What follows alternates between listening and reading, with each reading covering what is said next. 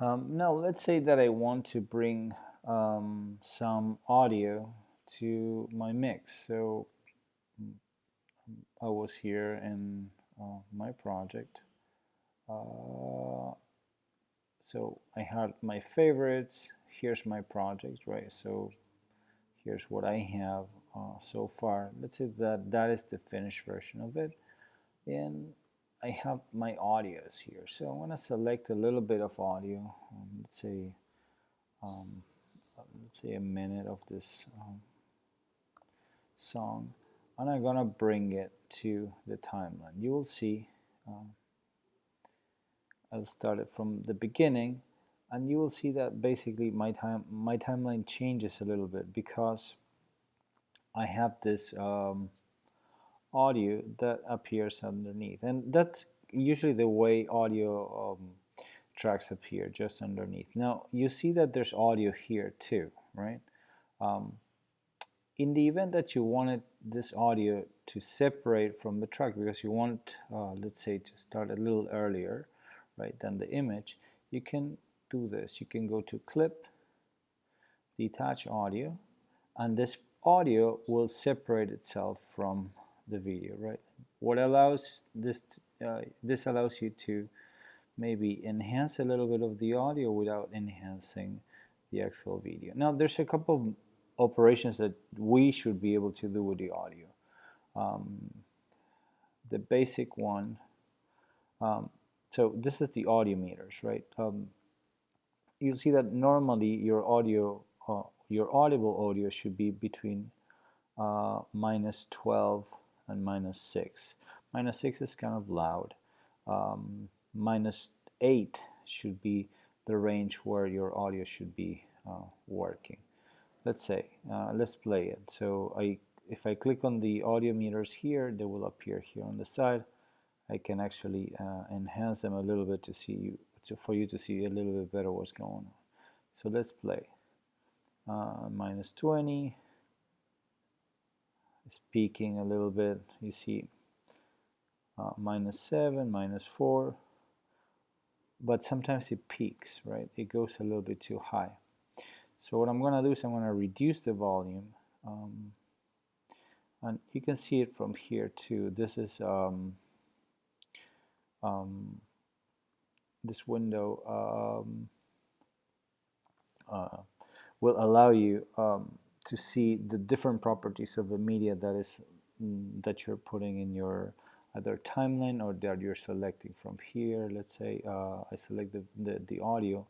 This inspector here will allow me to see what is the volume or the panning, if there's any type of panning left and right, and any extras. Well, but we're working on the audio here.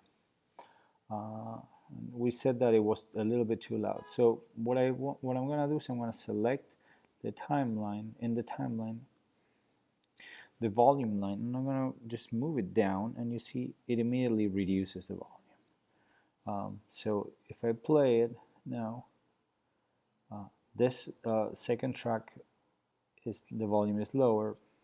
I can do the same thing with each one of the tracks here. Bring them up or down if I want to hear her a little bit more.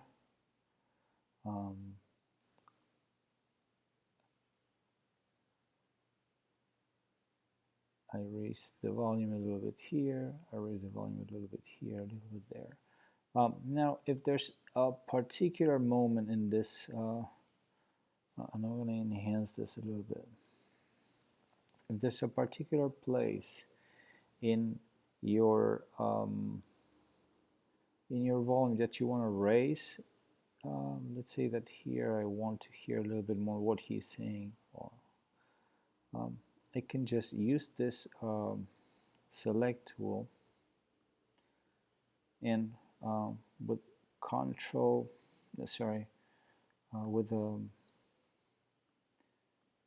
command, sorry, option click, I can put a keyframe again. Command option click, I can put another keyframe.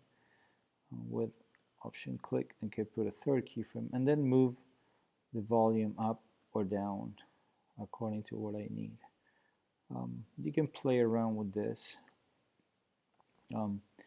Usually to delete a keyframe, you again do control click and you can delete it, and if you want to put it back, use option click, and if you drag it and move it around, you can actually play around with the keyframes.